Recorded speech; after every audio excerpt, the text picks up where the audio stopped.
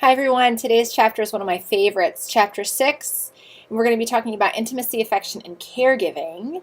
So the first thing that I want to do today is I want to go through your book. So please pause the video, go get your book. If you already read the chapter, that's fantastic. If you haven't read it yet, I suggest you move through with me, and if it gets too hard to do it that way, stop.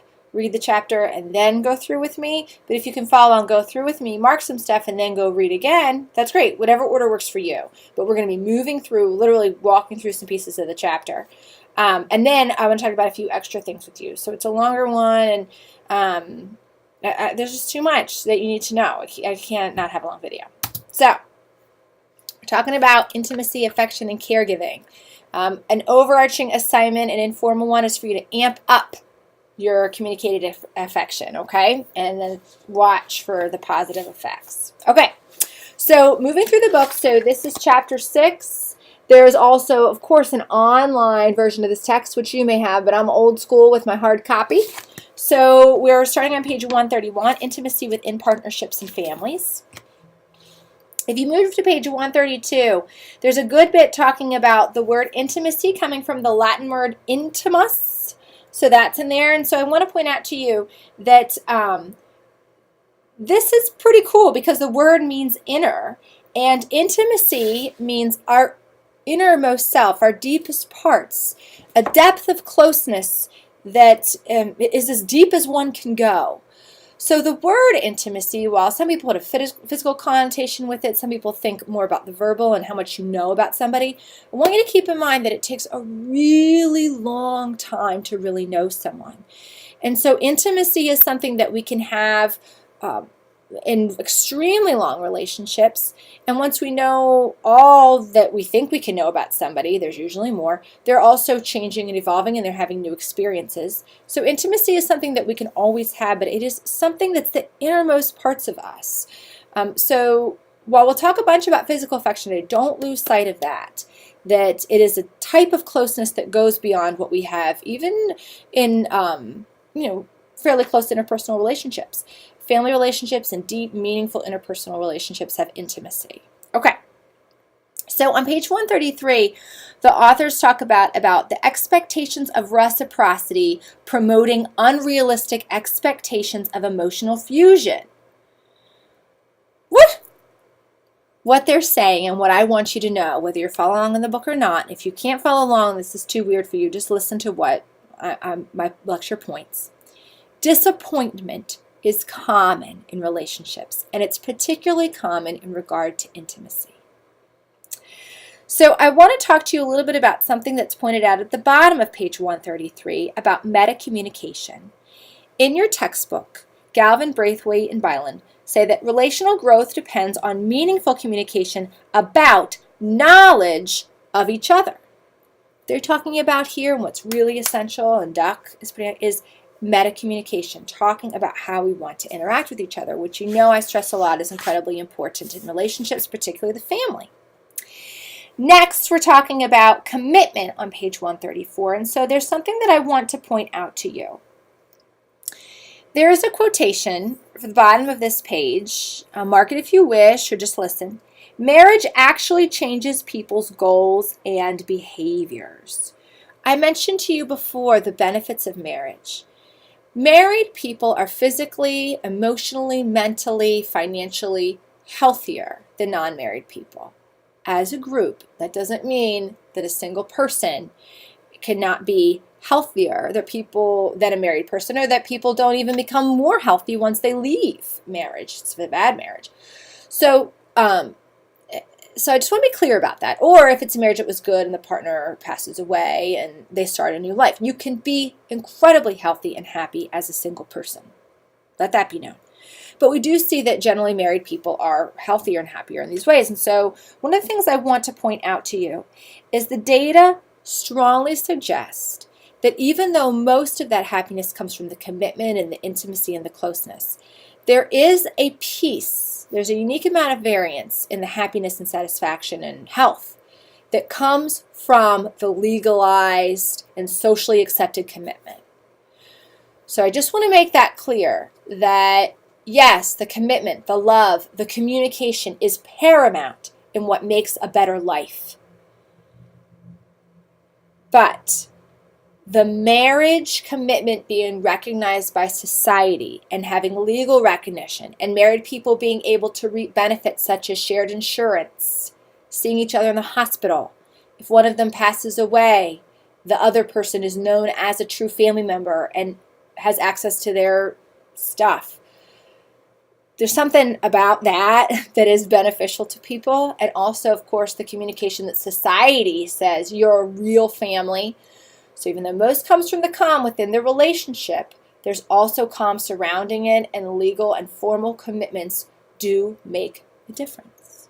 Okay. On page 135, they talk a little bit about this idea of equity. And so I would write a little note on the margin of page 135, pointing out that equity research usually suggests that things have to be equal. And that social exchange, you're giving, I'm giving, you're receiving, I'm receiving, all at a very fair, equal amount, okay?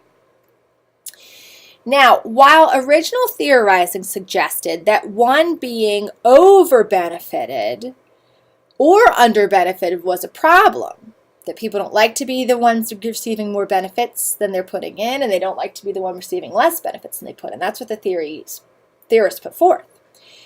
Sophisticated research, study after study, shows that there is little to almost no, I hate this, evidence that being over-benefited upsets people. Okay?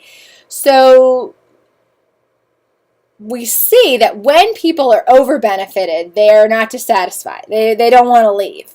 Okay? Now, because I really value equality and I believe relentlessly that people are good, I think, what? Being over-benefited, that can't feel good. Now, I think part of what's going on here, and hear me out, is that this is oftentimes college student data, and I'm not saying that college students are selfish compared to the rest of the population. That's not what I'm saying at all. But I think that some of the over-benefited idea and the way it could make us feel bad is only evident once we've been in relationships for a long amount of time. If it's short-term, we might report, oh yeah, I'm over-benefited, it's fine, under-benefited. But some of this has to do with relationship length, and we just have less data about this with longer married couples. But I just want you to know that. I'm going to ask you an exam. Theory says that being over-benefited or under-benefited in relationships is harmful. What does empirical data tend to show? It shows we don't mind being over-benefited. Next, on page 136, I want to point out to you that the authors talk about some individuals in long-term marriages report that the legal commitment of a marriage ceremony provided the glue that kept them together at times when things seemed to be falling apart. Some of the stuff they talk about here seems to counter their previous page, that these things aren't as meaningful. But I think now that we've talked about that, that should be less confusing to you. If you have any questions, you can write a DQ&A about it and sort of tease that out. But I thought, coming from your perspective, some of the ways that the authors talk about it could seem contradictory. And just let me know if it's not cleared up enough now that we've talked about some of that marriage commitment, vows versus the communication within relationships. Next, on page 137, they talk a little bit about communication privacy management, privacy orientation. They mention bids. So on page 137, they talk about Gottman and colleagues' work. And they talk about this thing called a bid, B-I-D, bid.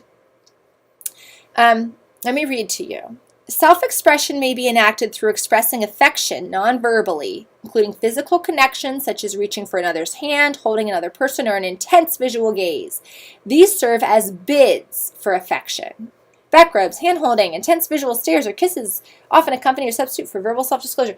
So these are all, a bid is like, hey, come on, can I have your attention? It's a bid. It's like an offer or a request, right? A bid. So this research is talking about the positive ones. I just want you to know, reflecting a little bit on last chapter, we talk about maintenance and behaviors that are not maintenance, the negative stuff, that bids are something Gottman has studied often, that when couples make a negative bid for each other's attention, a snide remark, a nasty comment, manipulating, or saying, I'm angry about this. Those are to get attention. Sometimes even, like, you know how little kids sometimes bid by, they're just naughty. And you're like, I see you. You don't have to be naughty. I see you're here. I love you. Sometimes kids are naughty just because they're like, hey, look at me. And grown-ups do that too. So I want you to know that bids can be done negatively or positively. And the positive part is what they're talking about here. Okay, on page 138, they talk about masculine versus feminine styles. I just want to point out that gender differences are very small. We inflate them. We love talking about men are from Mars, women are from Venus. No, we're not. No, we're not. Maybe like North Dakota, South Dakota, some authors have talked about. But we're really not that different. We are really not that different as groups. We amplify differences in our own minds, research. I mean, it's just, we need to calm it down. So these are small differences, and that also goes for masculine versus feminine style. Small. When we talk about partner relationships, I just want to point out at the bottom, page 138, they're talking about the enmeshed relationships. And remember from previous chapters, we want to watch out for enmeshment. I think that we are good until page 142. Now we're going to get into it a little bit. We're going to talk about sex a little bit. So on page 142, they point out that sex is not an act of is not only an act of communication or self-disclosure. Verbal and nonverbal communication is essential for the accomplishment of rewarding sexual episodes. So yes, verbal, nonverbal, all are important to healthy relationships. So on page 143, they mention some of the research that is conducted by Babin. She did a study where she was looking at sexual communication, apprehension, and self-esteem. So communication apprehension we study in a lot of different contexts. Some people have trait comm-app, they feel uncomfortable talking all the time. Some people have comm-app that's about small groups or interpersonal comm-app, public speaking. But she is looking at what happens when we are apprehensive about talking about sex. And this comes out of a lot of research saying that the more you talk about sex, particularly with your romantic partner, the better. And your book talks about this a good deal. But I want to clarify some stuff about the study that's cited on the top of page 143. The link that she's addressing between sexual self-esteem and sexual satisfaction, she is saying, is attributed to the nonverbal communication that you have during the act of sex. Now, what she finds is that your verbal communication was not significant, but your nonverbal was. And you might be like, what? It's saying that my self-esteem and my satisfaction are attributed to my verbal, are not attributed to my verbal, they're only attributed to my nonverbal, so it's about like eye contact and stuff and not talking to my partner. Well, yeah, but there are a lot of things that could be going on here. Probably the communication that exists outside of this interaction, outside of the actual episode, including that which precedes and immediately follows, is incredibly important. Babin talks about her research as pillow talk, and I think it's a really interesting and, she must be very comfortable talking about these things, but that's what she researches, and I just want to clarify that a little bit. And I want to point out, too, in the next paragraph, after they talk about Babin's work, the authors point out the importance of this communication. And to the end of the page, they talk about, it's important that couples talk about sex, how they feel about it, their ideas, their beliefs, things that go well, things that don't go well. And the more the couples talk, the more satisfied they are. And they talk a good bit about monological sex and dialogical sex, and that monological sex implies that one or both partners attempt to satisfy only their personal needs. Ugh.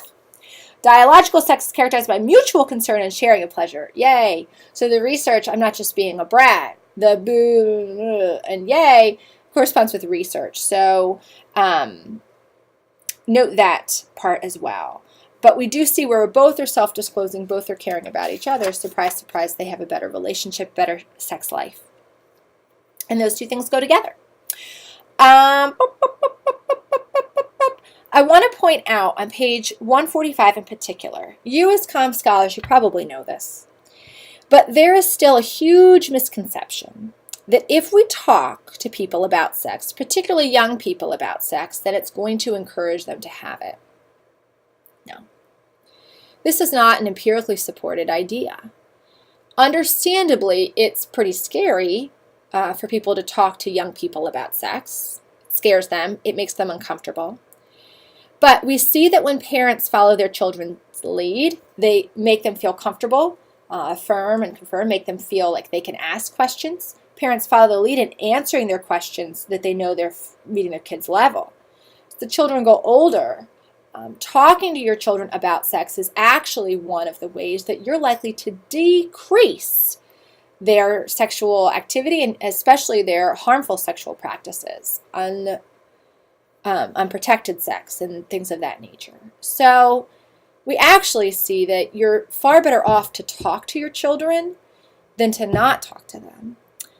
Furthermore, even though children, as is pointed out at the top of page 145, talk about being embarrassed or uncomfortable when they talk about sex, it doesn't mean that anyone has said that they wish they didn't have that talk. When we talk to adult children about how much their parents talked or didn't with them about sex, it's one of those things where they go, ugh, it made me uncomfortable, I didn't like it, but it's really important we had it, and I know that my mom cares about me or my dad cares about me. So, I hate to get kind of ranty about it, but it's just the fact that it still permeates this idea that is so empirically unsupported that we shouldn't talk to kids about sex because then they'll have it. Let's get rid of it. Let's flesh that out. But again, as the Koffelt research suggests a bit here on this page, follow children's lead. You don't want to go in the full story with a 4-year-old. 4-year-old can't really process that. So you ask them questions. Okay, well, you follow their lead. Well, what do you think about that? What do you know already? How do you think babies come into the world? How do you think? And then based on what they say and what they ask, you know how to respond. The simple answers that will suffice a young child's curiosity can't hold up in the long run. They start to realize there are links missing in the puzzle. Well, how does this get created? How does this go from this point to this point? You got to answer that stuff. And of course, there's a lot of literature that helps. It's age appropriate. Okay.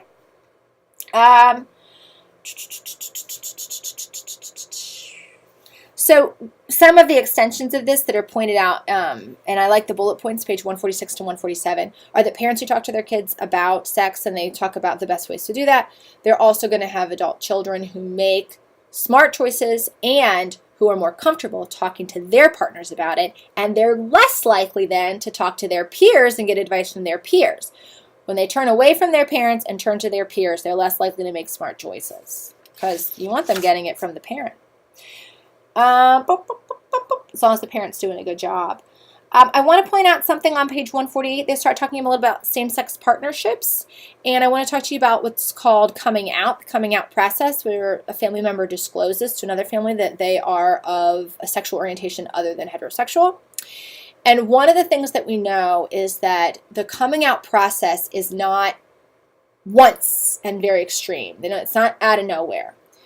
That as with any large disclosure, risky disclosure is perceived by the one who has that information within him or herself.